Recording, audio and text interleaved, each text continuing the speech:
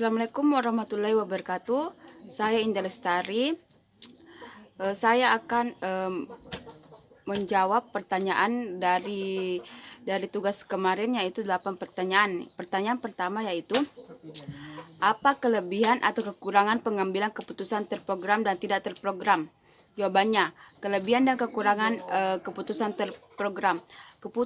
Kelebihan keputusan terprogram, yang pertama merupakan keputusan yang berulang atau rutin dan dibuat sesuai prosedur tertentu sehingga mudah dalam pemecahan masalah. 2. Keputusan terprogram memiliki keputusan yang baik. Yang ketiga, terdapat banyak alternatif keputusan dan tingkat kepastian relatif yang tinggi.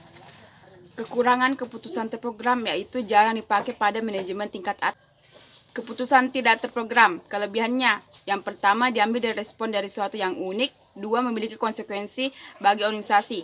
Kekurangan keputusan tidak terprogram, yang pertama merupakan keputusan yang sulit karena kompleksitas dan kenyataan bahwa orang tersebut jarang menghadapi keputusan tersebut. 2. Keputusan tidak terprogram menghasilkan lebih sedikit alternatif. 3. Tingginya ketidakpastian keputusan tidak terprogram pada umumnya melibatkan perencanaan strategis. Pertanyaan yang kedua, bagaimana cara pengambilan keputusan secara terbuka dan pengambilan keputusan secara tertutup? Jawabannya adalah, cara pengambilan keputusan secara tertutup yaitu sistem pengambilan keputusan tertutup menganggap bahwa keputusan dipisahkan dari masukan yang tidak diketahui dari lingkungannya. Dalam sistem ini, pengambilan keputusan tertutup dianggap mengetahui semua alternatif dan akibat atau masing-masing alternatif, mempunyai suatu metode atau aturan hubungan dan lain-lain yang memungkinkan ia membuat urutan alternatif yang lebih disukai. Memilih alternatif yang memaksimalkan sesuatu seperti keuntungan, volume penjualan atau kegunaan. Sedangkan cara pengambilan keputusan secara terbuka dalam sistem ini dianggap tidak mengetahui semua alternatif dan tidak mengetahui semua hasil.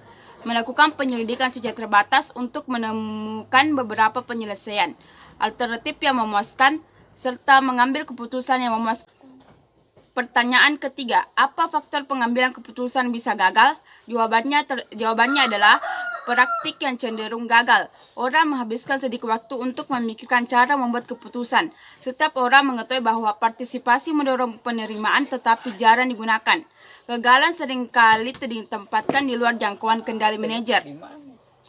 Peraturan yang diterapkan pemerintah, pemotongan anggaran yang tidak diharapkan oleh atasan, atau kehilangan bagian pasar karena konsumen yang berubah-ubah kemauannya. Faktor pengambilan keputusan bisa gagal yang kedua yaitu komitmen yang prematur. Para pembuat keputusan sering meloncat dari ide pertama yang muncul dan kemudian menghabiskan waktu bertahun-tahun agar membuat keputusan yang berhasil. Ini merupakan kunci penyebab kegagalan, di mana para pembuat keputusan gagal melihat apa yang seharusnya dilihat. Jalan yang ketiga atau yang terakhir adalah investasi yang tidak bijaksana. Kesalahan besar terjadi ketika para pembuat keputusan menggunakan banyak waktu dan uang mereka untuk melakukan evaluasi yang mahal tetapi sedikit untuk keperluan lainnya. Permasalahan menjadi lebih buruk ketika evaluasi ini sering bersifat defensif. Pertanyaan keempat, apa maksudnya alternatif tindakan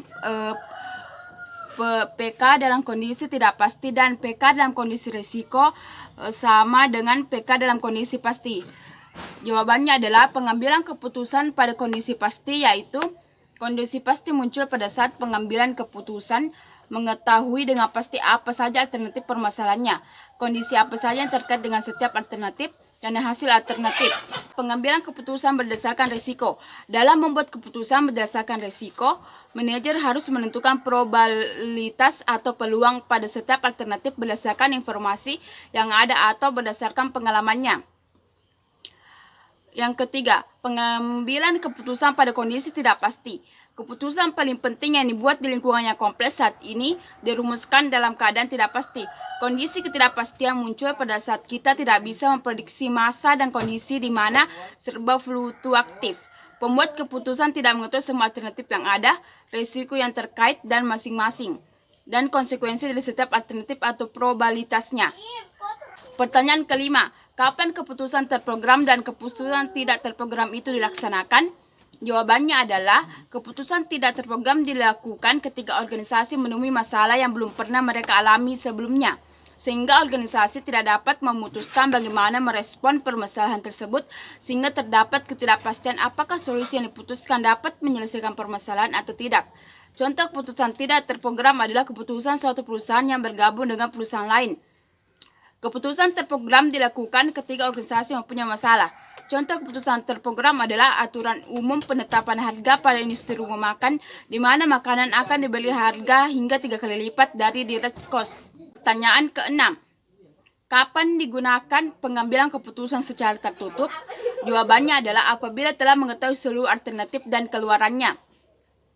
Telah melakukan pencarian secara terbatas untuk menentukan beberapa alternatif yang memuaskan, mengambil keputusan yang memuaskan tingkat aspirasinya.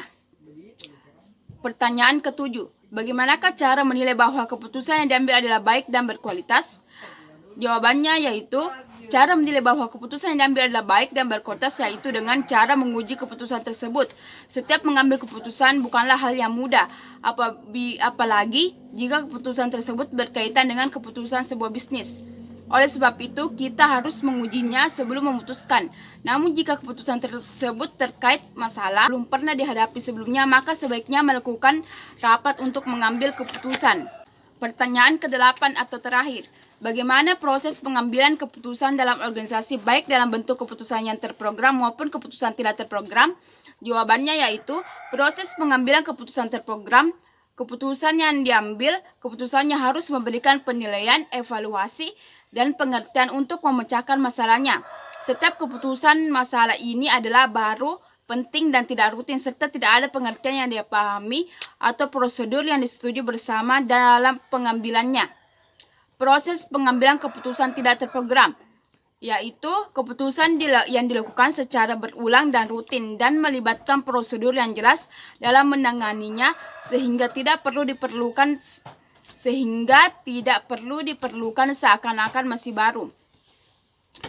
Sekian dari 8 pertanyaan dan jawaban yang saya sampaikan. Wassalamualaikum warahmatullahi wabarakatuh.